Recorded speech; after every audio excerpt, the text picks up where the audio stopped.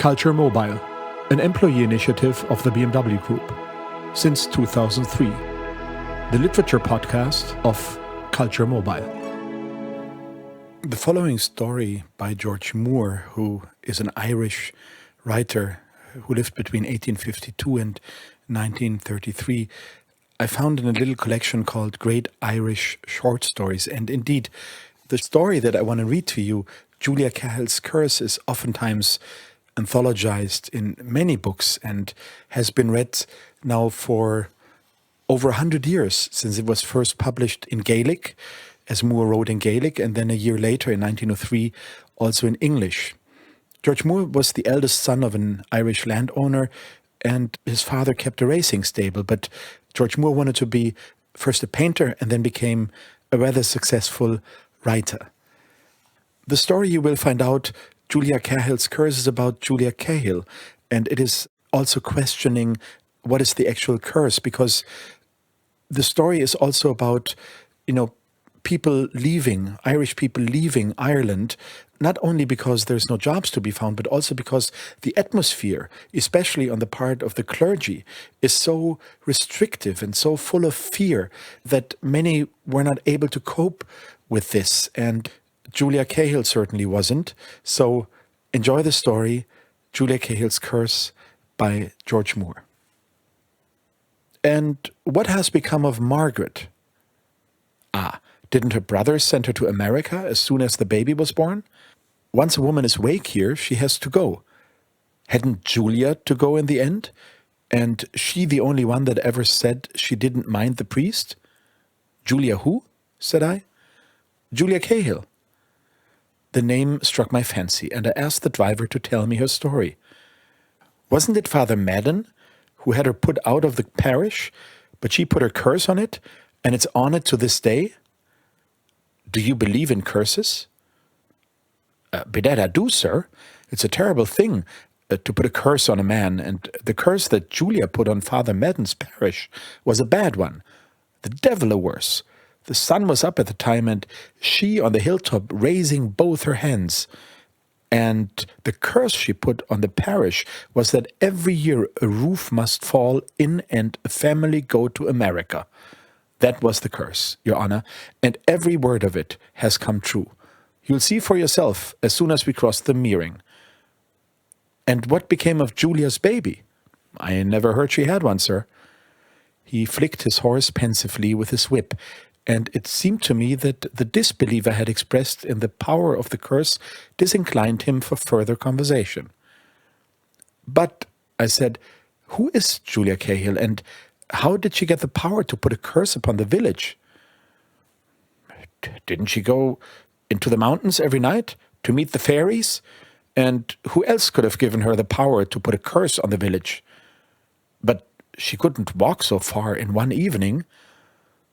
Then that's in league with the fairies. Can walk that far and as much farther in an evening, Your Honor. A shepherd saw her, and you'll see the ruins of the cabin for yourself as soon as we cross the Meering.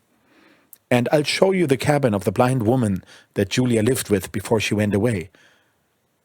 And how long is it since she went? About 20 years. And there hasn't been a girl the like of her in the parts since. I was only a boy at the time, but I've heard tell she was as tall as I myself, and as straight as a poplar. She walked with a little swing in her walk, so that all the boys used to be looking after her, and she had fine black eyes, sir, and she was nearly always laughing.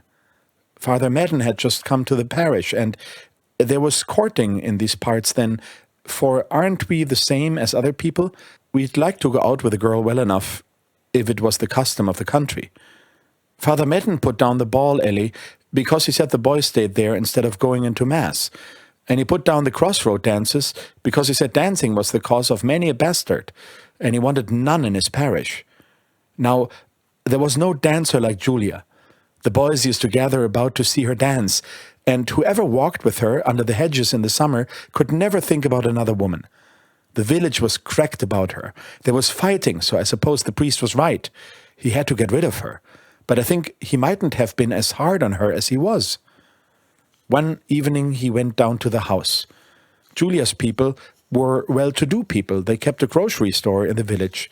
And when he came into the shop, who should be there but the richest farmer in the country, Michael Moran by name, trying to get Julia for his wife. He didn't go straight to Julia, and that's what swept him. There are 2 counters in that shop, and Julia was at the one on the left as you go in, and many's the pound she had made for her parents at the counter. Michael Moran says to the father, "Now, what fortune are you going to give with Julia?" And the father says, there was many a man who would take her without any. And that's how they spoke, and Julia listening quietly all the while at the opposite counter. For Michael didn't know what a spirited girl she was, but went on arguing till he got the father to say 50 pounds. And thinking he had got him so far, he said, "I'll never drop a flap of her unless you give me 2 heifers." Julia never said a word. She just sat listening. It was then that the priest came in, and over he goes to Julia. "And now," says he, "aren't you proud to hear that you will have such a fine fortune? And it's I that'll be glad to see you married, for I can't have any more of your goings-on in my parish. You're the encouragement of the dancing and courting here, but I'm going to put an end to it." Julia didn't answer a word, and he went over to them that were arguing about the 60 pounds. "Now, why not make it 55, says he. So the father agreed to that since the priest had said it. And all 3 of them thought the marriage was settled. "Now, what will you be talking, Father Tom?" says Cahill. "And you, Michael?" Sir, one of them thought of asking her if she was pleased with Michael. But little did they know what was passing in her mind. And when they came over to the counter to tell her with what they had settled, she said, "Well, I've just been listening to you, and 'tis well for you to be wasting your time talking about me." And she tossed her head, saying she would just pick the boy out of the parish that pleased her best. And what angered the priest most of all was her way of saying it, that the boy that would marry her would be marrying herself and not the money that would be paid when the book was signed or when the first baby was born. Now it was again girls marrying according to the fancy that Father Madden had set himself. He had said in his sermon the Sunday before that young people shouldn't be allowed out by themselves at all, but that the parents should make up the marriages for them. And he went fairly wild when Julia told him the example she was going to set.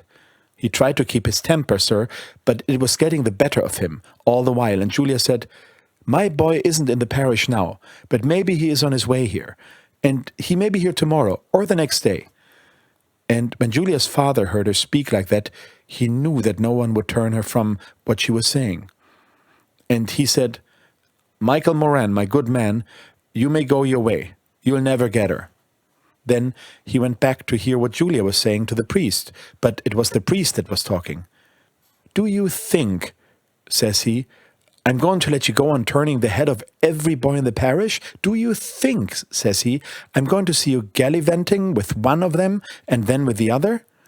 Do you think I'm going to see fighting and quarreling for your like? Do you think I'm going to hear stories like I heard just last week about poor Patsy Carey, who has gone out of his mind? They say on account of your treatment? No," says he, "I'll have no more of that.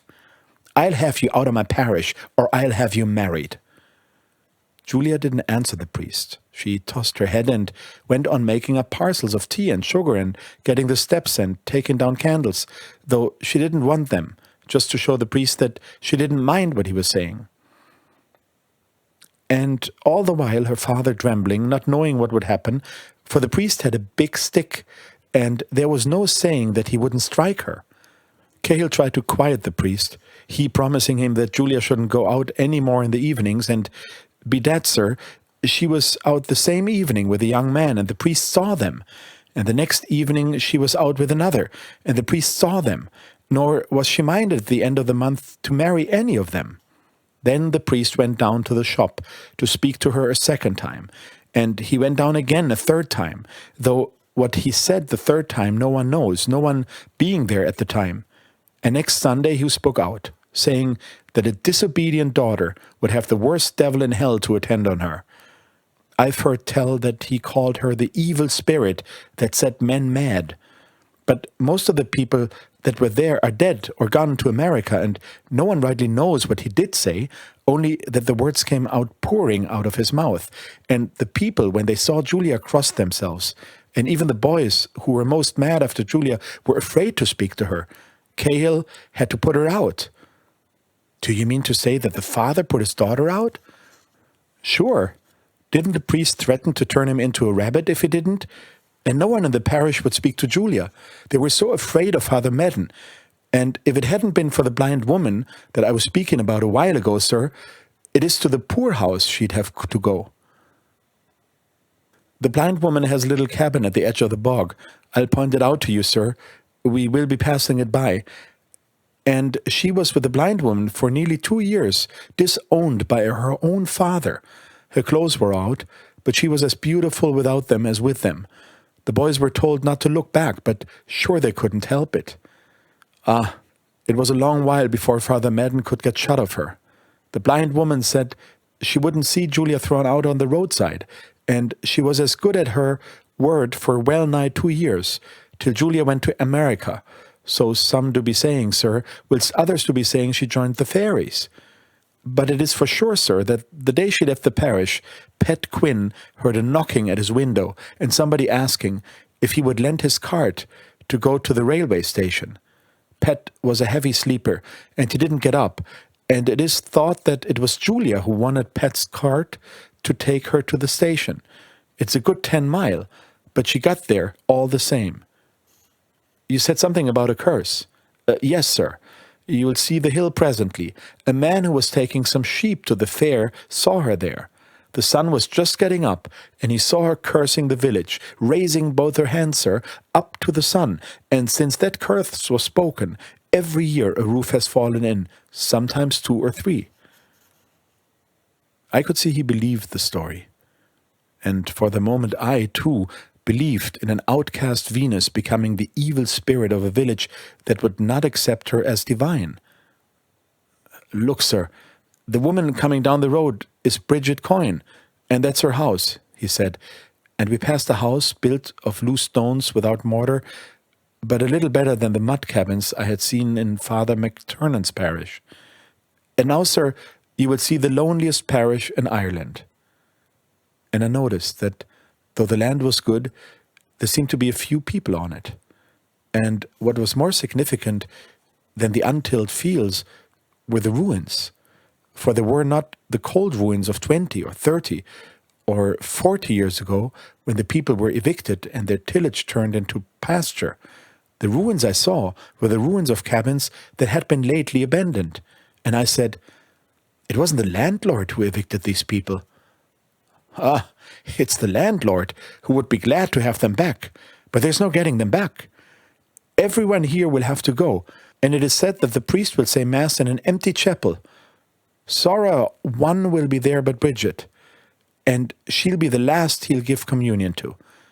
It's said, Your Honor, that Julia has been seen in America, and I'm going there this autumn. You may be sure I'll keep a lookout for her. But all this is 20 years ago. You won't know her. A woman changes a good deal in 20 years. There will be no change in her, Your Honor. Sure hasn't she been with the fairies?